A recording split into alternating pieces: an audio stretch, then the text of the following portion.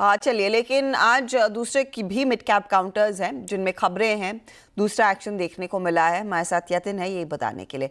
यतिन बताइए। देखिए, आज क्लियरली बहुत सारे स्टॉक्स फोकस में हैं और ऑब्वियसली फर्टिलाइजर पैक तो है ही। इसके अलावा क्वेस्ट कॉर्प, ये एक स्टॉक है जहां एंटीक की इनिशिएटिंग कवरेज रिपोर्ट आई है। उनको लगता है करंट मार्केट प्राइस से 50% तक की अपसाइड देखने को मिल सकती है। कहीं ना कहीं जिस हिसाब से हाउसकीपिंग सेगमेंट जो है और जो ऑफिस और फैसिलिटी मैनेजमेंट सर्विसेज जो हैं, इनमें एक फॉर्मलाइजेशन देख रहे हैं। कहीं ना कहीं क्वेस्ट कॉर्प जैसी कंपनियों को यहाँ फ़ायदा होता हुआ दिखाई पड़ेगा। शेयर में लगभग 8% की तेज़ी आप देख रहे हैं इस पर्टिकुलर न्यूज़ के बाद।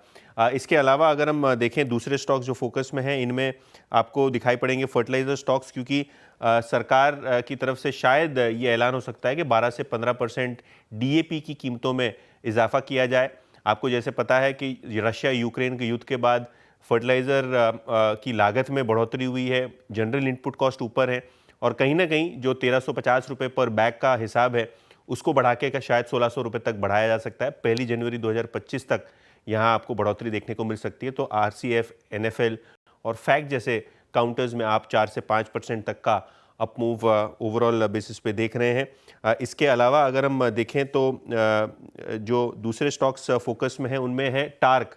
स्टॉक 10% नीचे है और सेबी ने यहाँ कोई गड़बड़ी पाई है जिसके कारण स्पेशल ऑडिट अनाउंस हुआ है। शेयर में अभी 10% का लोअर सर्किट लगा हुआ है और डिस्क्लोजर नियमों में ढील हुई है। फाइनेंशियल स्टेटमेंट्स में सेबी को लगता है कि शायद जो इन्वेस्टर्स हैं और लार्जर स्टेक होल्डर्स हैं इनको नुकसान हो सकता है और इसीलिए स्पेशल ऑडिट ज़रूरी है। और कहीं ना कहीं इस स्पेशल ऑडिट के बाद जो है इन्वेस्टर्स में थोड़ा बहुत पैनिक और 10% का लोअर सर्किट अब टार्क के शेयर में लगता हुआ नजर पड़ रहा है। तो ये सारे काउंटर्स जहां पर क्लियरली खबरों का इम्पैक्ट आज के सत्र में बनता हुआ दिखाई दिया है और टार्क सबसे ज़्यादा मार खाता हुआ। हम फर्टिलाइजर मेंशन पहले भी कर चुके हैं। एक very quick call fertiliser stocks पर, एक सिरे से एक बार वो प्लेट आपकी स्क्रीन पर आ जाएगी। इनमें से कोई ट्रेड अमित आपको लगता है जहां पर अभी भी अटेम्प्ट की जा सकती है कुछ पोजीशन लेना? जी बिल्कुल। देखिए, आरसीएफ पे कंपैरेटिवली ध्यान रखना चाहिए क्योंकि आरसीएफ में जुलाई से लेके अक्टूबर तक एक करेक्टिव फेज था, लेकिन उसके बाद अगर देखा जाए तो एक स्टेबिलिटी आई है स्टॉक में। और उसके बाद भी देखा जाए तो रिसेंटली भी 170 के लेवल से उसने अच्छे से होल्ड किए और आज भी कहीं ना कहीं पे जो 180 टू 183 के जो हर्डल से उसने सरपास किए, वो भी ऑन कंपैरेटिवली हायर वॉल्यूम्स। तो विद इन दिस स्पेस अगर ध्यान में रखना है तो आरसीएफ पे ध्यान रख सकते हैं। अपसाइड पोटेंशियल की अगर बात करें तो ऊपर में बस 210 से लेके 220 के जो लेवल्स है वो ये स्टॉक रिविजिट कर सकते हैं।